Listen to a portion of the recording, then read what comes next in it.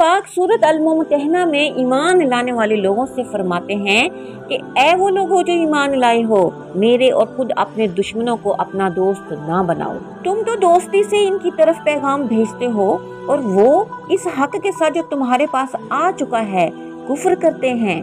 پیغمبر کو اور خود تمہیں بھی محض اس وجہ سے جلا وطن کرتے ہیں کہ تم اپنے رب پر ایمان رکھتے ہو۔ اگر تم میری راہ میں جہاد کے لیے اور میری رضامندی کی طلب میں نکلتے ہو تو ان سے دوستیاں نہ کرو۔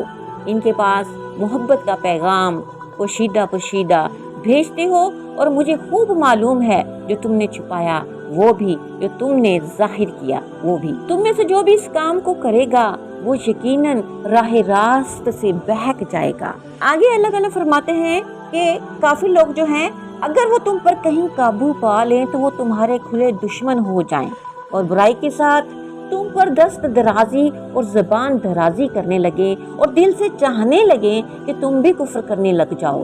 تمہاری قرابتیں، رشتہ داریاں اور اولاد تمہیں قیامت کے دن کام نہ آئیں گی۔ اللہ تعالیٰ تمہارے درمیان فیصلہ کر دے گا اور جو کچھ تم کر رہے ہو اسے اللہ خوب دیکھ رہا ہے۔